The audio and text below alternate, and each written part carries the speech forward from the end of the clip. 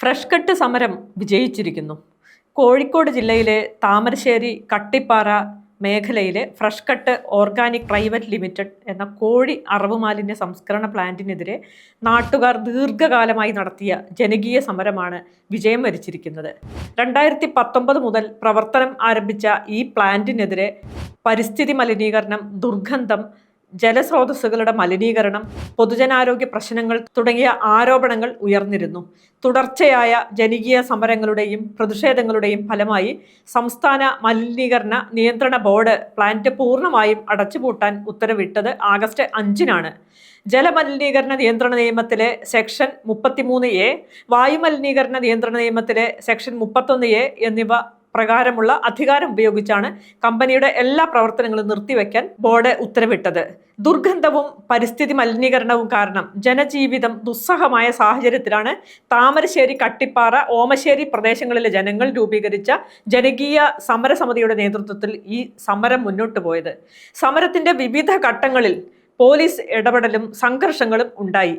2025 ഒക്ടോബറിലെ ശക്തമായ ജനകീയ പ്രതിഷേധത്തിനിടെ പ്ലാന്റിനും വാഹനങ്ങൾക്കും തീയിടുകയും നിരവധി പേർക്ക് പരിക്കേൽക്കുകയും ചെയ്തു. സമരത്തിൽ പങ്കെടുത്തവർക്കെതിരെ കേസുകൾ, രാത്രികാല പോലീസ് പരിശോധനകൾ, അറസ്റ്റുകൾ എന്നിവ നടന്നു.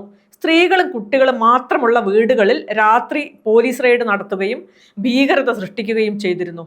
പോലീസ് നടത്തിയ മനുഷ്യത്വരഹിതമായ നടപടിയിൽ വ്യാപക പ്രതിഷേധമാണ് അന്ന് ഉയർന്നിരുന്നത്. സമരത്തിൽ നിരോധിത സംഘടനകളുടെയും തീവ്രവാദ സംഘടനകളുടെയും സ്വാധീനമുണ്ടെന്ന ആരോപണം ഉന്നയിച്ചായിരുന്നു പോലീസ് തേർവാഴ്ച നടത്തിയത്. പോലീസിന്റെ ഈ ആരോപണത്തെ സമരസമിതി നിഷേധിക്കുകയും ചെയ്തിരുന്നു. പാരിസ്ഥിതിക മലിനീകരണ പ്രശ്നത്തിൽ ജീവിതം വഴിമുട്ടി ഒരു പ്രദേശത്തെ ജനത നടത്തിയ അതിജീവന സമരത്തെ വംശീയ വിദ്വേഷ പ്രചാരണം നടത്തി അടിച്ചമർത്താനുള്ള ശ്രമമാണ് പല അധികൃതരുടെയും ഭാഗത്തു നിന്നും ഉണ്ടായത്. സമരത്തിലെ മുസ്ലിങ്ങളുടെ സാന്നിധ്യം പല രാഷ്ട്രീയ മാധ്യമ ചർച്ചകളിലും പ്രത്യേകം അടയാളപ്പെടുത്തപ്പെട്ടു.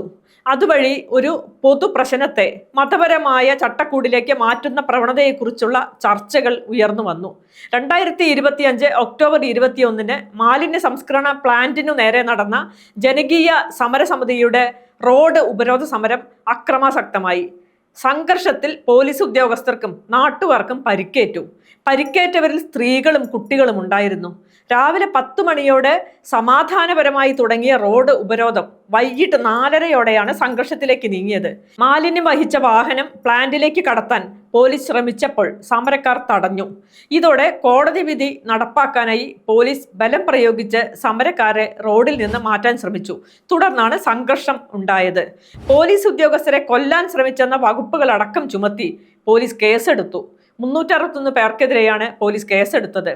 DYFI കൊടുവള്ളി ബ്ലോക്ക് പ്രസിഡന്റും പഞ്ചായത്ത് അംഗവുമായ T മെഹറൂഫ് ആയിരുന്നു 1-ാം പ്രതി. കലാപം സൃഷ്ടിക്കൽ, അന്യായമായി സംഘം ചേരൽ തുടങ്ങിയ വകുപ്പുകളാണ് ചേർത്തത്. വ്യാപകമായ റെയ്ഡുകളും നടന്നു. സമരം ന്യായമാണെങ്കിലും സംഘർഷത്തിന് പിന്നിൽ നുഴഞ്ഞുകയറിയ പരിശീലനം സിദ്ധിച്ച SDPI പ്രവർത്തകരാണെന്ന് CPM ആരോപിച്ചു. നിഷ്കളങ്കരായ ജനങ്ങളെ മറയാക്കി സമരത്തിൽ മുൻകൂട്ടി നിശ്ചയിച്ച SDPIക്കാർ കയറിക്കൂടുകയായിരുന്നു എന്നാണ് CPM ആരോപിച്ചത്. സമരത്തിന് പിന്നിൽ ചില ഛിദ്രശക്തികൾ പ്രവർത്തിച്ചിട്ടുണ്ടെന്ന് അന്നത്തെ മന്ത്രി MP രാജേഷ് ആരോപിച്ചു. ഫ്രഷ് കട്ട് സമരത്തിൽ നുഴഞ്ഞുകയറ്റക്കാരുണ്ടെന്ന് CPM കേന്ദ്ര കമ്മിറ്റി അംഗം EP ജയരാജനും ആരോപിച്ചു. നുഴഞ്ഞുകയറിയവരുണ്ടാക്കിയ ആസൂത്രിത ആക്രമണമാണ് കോഴിക്കോട് കട്ടിപ്പാറയിൽ നടന്നത്. അക്രമി സംഘത്തിൽ DYFIക്കാരുണ്ടെങ്കിൽ അവർക്കെതിരെയും നടപടിയെടുക്കണമെന്നും ജയരാജൻ ആവശ്യപ്പെട്ടു. സംഘർഷത്തിന് പിന്നിൽ SDPI ആണെന്ന് ഫ്രഷ് കട്ട് തൊഴിലാളി യൂണിയൻ നേതാക്കളും കമ്പനി ഉടമകളും അന്ന് പറഞ്ഞിരുന്നു. സമരത്തിനിടയിലെ സംഘർഷം ആസൂത്രിതമാണെന്നായിരുന്നു പോലീസിന്റെ വിലയിരുത്തൽ. അതോടൊപ്പം തന്നെ സമരത്തിനെതിരെ 2 സാമൂഹ്യ മാധ്യമ IDകൾ സമരക്കാരെ സുഡാപ്പികളും മൗദ്യൂദികളുമായി ചിത്രീകരിച്ചു. ബൈജു സ്വാമിയുടെ ഒക്ടോബർ 22 പോസ്റ്റിൽ പറയുന്നത്, അമ്പായത്തോട് ഫ്രഷ് കട്ട് ഫാക്ടറിക്ക് എതിരെയുള്ള സമരത്തിൽ ഉണ്ടായ അക്രമത്തിന്റെ വിഷ്വൽസ് കണ്ടപ്പോൾ തോന്നിയത് ആ സമരത്തിലും കേരളത്തിലെ എല്ലാ ജനകീയ സമരങ്ങളിലും എന്ന പോലെ മാവോയിസ്റ്റുകളും സുഡാപ്പികളും നുഴഞ്ഞുകയറി എന്നാണ്. കാരണം സമരപരിചയമുള്ള മുഖ്യധാര രാഷ്ട്രീയ കക്ഷികളിൽപ്പെട്ടവരാരും പോലീസ് മേധാവികളെ ആക്രമിക്കാറില്ല എന്നും പോസ്റ്റിൽ പറയുന്നു. CPM അനുഭാവിയായ റാംകുമാർ എന്നയാളുടെ പോസ്റ്റിൽ പറയുന്നത്, സുഡാപ്പികളും ഔദ്യോഗികളും കോൺഗ്രസ്സുകാരും ചേർന്ന് ഫ്രഷ് കട്ട് ഫാക്ടറി പൂട്ടിച്ചു. ഇനി ഒരു 2 കൊല്ലം കഴിയുമ്പോൾ കേരളത്തിലെ വ്യവസായങ്ങൾ പൂട്ടിക്കുന്നത് CPM ആണ് എന്ന് പറഞ്ഞ് ഇതേ ഫ്രഷ് കട്ട് ഫാക്ടറിയുടെ പടവും കൊണ്ട് ഇവന്മാർ തന്നെ വരും, എന്നിട്ട് CPMനെ ചീത്ത വിളിക്കും എന്നാണ്. എന്നാൽ പ്രതിഷേധം അറിയിക്കാനാണ് സമരം നടത്തിയത് എന്നും അക്രമ സമരം ജനകീയ സമരസമിതിയുടെ അജണ്ടയിൽ ഒരിക്കലും ഉണ്ടായിരുന്നില്ലെന്നുമാണ് സമരസമിതി നേതൃത്വം വ്യക്തമാക്കിയത്. SDPI നുഴഞ്ഞു കയറി എന്ന വാദം ശരിയല്ല. സമരസമിതി അംഗങ്ങൾ പ്ലാന്റ് ആക്രമിച്ചിട്ടുമില്ല. എല്ലാ രാഷ്ട്രീയ പാർട്ടികളും സമരസമിതിയുടെ ഭാഗമായിരുന്നുവെന്നും സമരസമിതി ചെയർമാൻ കൂടിയായ ബാബു കുടുക്കി പറഞ്ഞു. ഫ്രഷ് കട്ടിന്റെ ഗുണ്ടകളോ കമ്പനിയുടെ എതിരാളികളോ ആണ് പ്രശ്നങ്ങൾ സൃഷ്ടിച്ചത്. കുട്ടികളെയും സ്ത്രീകളെയും കവചമാക്കിയെന്ന പോലീസ് ആരോപണവും സമരസമിതി തള്ളിക്കളഞ്ഞിരുന്നു. കട്ടിപ്പാറയിലെ മാലിന്യ സംസ്കരണ സ്ഥാപനത്തിനെതിരെ ഉണ്ടായ ജനകീയ സമരത്തെ അക്രമാസക്തവും സംഘർഷഭരിതവുമാക്കിയതിന് പിന്നിൽ SDPIയും DYFIയുമാണെന്നായിരുന്നു ജന്മഭൂമി വാർത്ത. യഥാർത്ഥ സമരത്തെ ഈ സംഘടനകൾ അട്ടിമറിച്ചുവെന്നുമാണ് അവരുടെ ആരോപണം. സമരക്കാർക്കിടയിൽ നുഴഞ്ഞുകയറി പോലീസിനെയും ഫയർഫോഴ്സിനെയും ഈ സംഘടനയിൽപ്പെട്ടവർ ആക്രമിക്കുകയായിരുന്നുവെന്നും ജന്മഭൂമി ആരോപിച്ചു. അതേസമയം CPMഉം SDPIയും പരസ്പരം ആരോപണങ്ങൾ ഉന്നയിച്ചതും ഏറെ ശ്രദ്ധേയമായിരുന്നു. ഫ്രഷ് കട്ട് സമരവുമായി ബന്ധപ്പെട്ട ആക്രമണങ്ങളിലും തീവെപ്പിലും SDPIയെ വലിച്ചിഴയ്ക്കുന്ന CPM പ്രസ്താവന ദുരുദ്ദേശപരമാണെന്നും നുഴഞ്ഞുകയറിയത് SDPI അല്ല DYFIക്കാരാണെന്നും SDPI സംസ്ഥാന vice president P. Abdul Hameed ആരോപിച്ചിരുന്നു. നുഴഞ്ഞുകയറി കുഴപ്പമുണ്ടാക്കിയത് DYFI ക്രിമിനലുകളാണ്. സമരത്തെ അട്ടിമറിക്കാൻ ശ്രമിച്ചവരെയും പ്ലാന്റിന് തീയിട്ടവരെയും കണ്ടെത്തണമെന്നും അദ്ദേഹം ആവശ്യപ്പെട്ടിരുന്നു.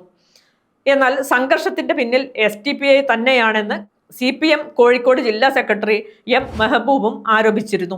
സമരത്തിലേക്കുള്ള SDPIയുടെ നുഴഞ്ഞുകയറ്റം അന്വേഷിക്കണം. കേസിൽ പ്രതി ചേർക്കപ്പെട്ട DYFI നേതാവ് സംഘർഷം ഒഴിവാക്കാനാണ് ശ്രമിച്ചത്. സംഭവം ഗൂഢാലോചനയുടെ ഭാഗമാണ്. സമരത്തെ SDPIയും പ്രാദേശിക ലീഗ് നേതാക്കളുമാണ് നയിച്ചത്. CPM അനുഭാവികളായ കുടുംബങ്ങളും ഇതിന്റെ പ്രയാസം അനുഭവിക്കുന്നുണ്ട്. ഈ പ്രശ്നം പരിഹരിക്കണമെന്നതാണ് പാർട്ടിയുടെ സമീപനം.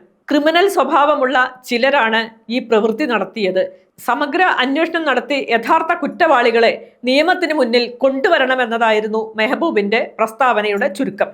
ഒക്ടോബർ 25 താമരശ്ശേരിയിലെ ജനകീയ സമരത്തിലെ തീവ്രവാദ ആരോപണത്തിനെതിരെ പ്രദേശത്തെ ക്ഷേത്രം പള്ളി കമ്മിറ്റി ഭാരവാഹികൾ സംയുക്ത പ്രസ്താവന ഇറക്കി എന്നതാണ് മറ്റൊരു വസ്തുത. എല്ലാ മതവിഭാഗങ്ങളും സംഘടനകളും സഹവർത്തിത്തോടെ കഴിയുന്ന നാട്ടിൽ വർഗീയ ധ്രുവീകരണം ഉണ്ടാക്കാനുള്ള പ്രചാരണങ്ങൾ അവസാനിപ്പിക്കണം. പ്രശ്നം പരിഹരിക്കുന്നതിന് പകരം സമരക്കാരെ സംശയനിഴലിൽ നിർത്തുന്ന നടപടി അംഗീകരിക്കാനാകില്ല എന്നും മതസാമുദായിക നേതാക്കൾ അവരുടെ പ്രസ്താവനയിലെന്ന് പറഞ്ഞിരുന്നു. എന്തായാലും ജനകീയ സമരം വിജയിച്ചിരിക്കുന്നു. വംശീയ വിദ്വേഷ പ്രചാരണം നടത്തി സമരത്തെ അടിച്ചമർത്താനും തകർക്കാനും പോലീസും CPMഉം സംഘപരിവാരവും കമ്പനി മാനേജ്മെന്റും പഞ്ചായത്ത് സെക്രട്ടറിയും ചില മാധ്യമങ്ങൾ നടത്തിയ ശ്രമങ്ങളെല്ലാം പരാജയപ്പെട്ടിരിക്കുന്നു.